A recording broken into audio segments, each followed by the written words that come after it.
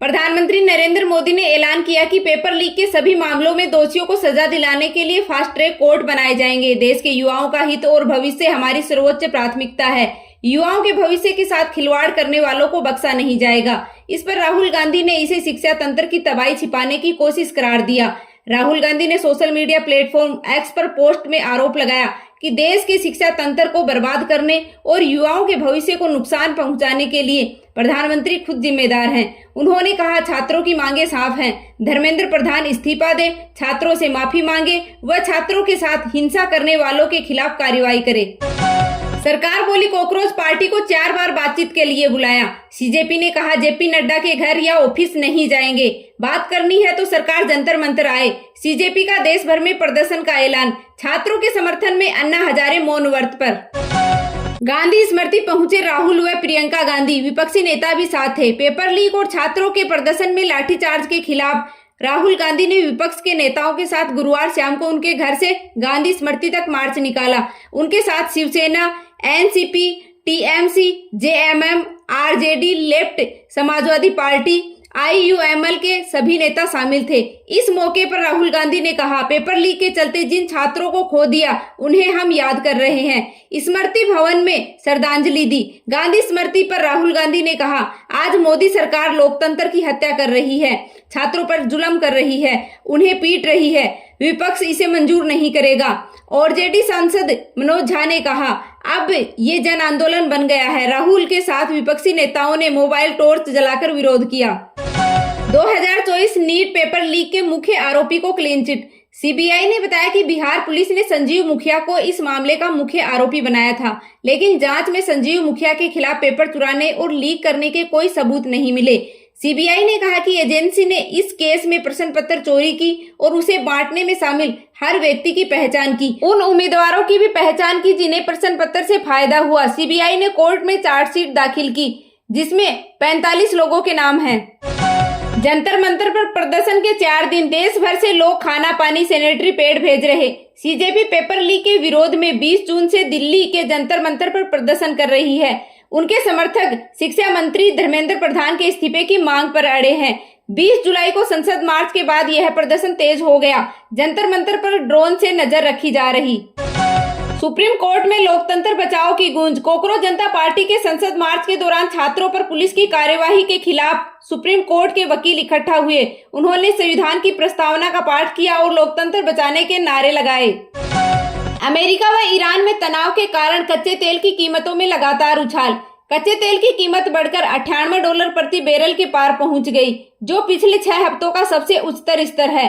Qatar से LNG supply भी अटकने की आशंका, महंगाई बढ़ सकती है। कॉकरोच आंदोलन में बीजेपी में चिंता, लेकिन धर्मेंद्र प्रधान नहीं हटेंगे। सीजेपी के प्रोटेस्ट पर दिल्ली में बीजेपी पार्टी में 8 महामंत्रियों ने पहली बार मीटिंग की। उनके अलावा कई पदाधिकारी भी मौजूद थे। नेताओं को आदेश, 3 दिन में सब साफ करो।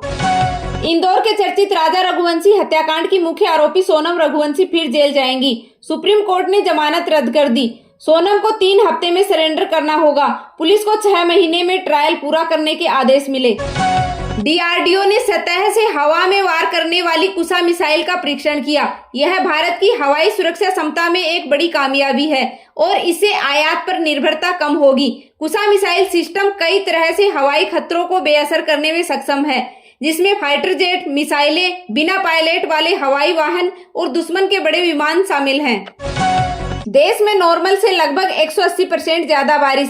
अहमदाबाद मुंबई रूट पर 60 ट्रेनें रद्द। नई सैटेलाइट इमेज में भारत के हिमालय से दक्षिण कोरिया तक 7 से 10,000 किलोमीटर लंबी बादलों की बेल्ट दिखाई दे रही है। इससे पूरे देश भर में भारी बारिश हो रही है। इसी वजह से देश में पिछले 2 दिनों से नॉर्मल से लगभग 180% बारिश हुई। इसे मानसून कन्वर्जेंस जोन कहा जाता है।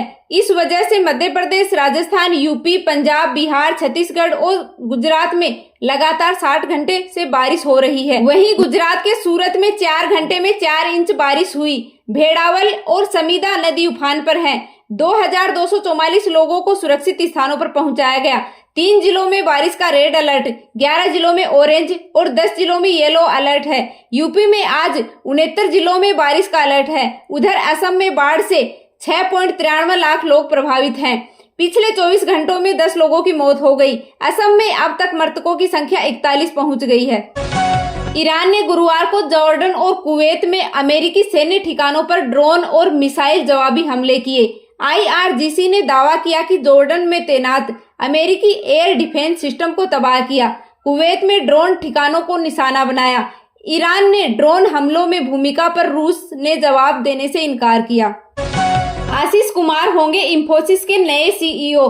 पहली तिमाही में मुनाफा 12.2% से बढ़कर 7,769 करोड़ रुपए रहा। रेवेन्यू 14% से उछलकर 48,211 करोड़ रुपए पहुंचा।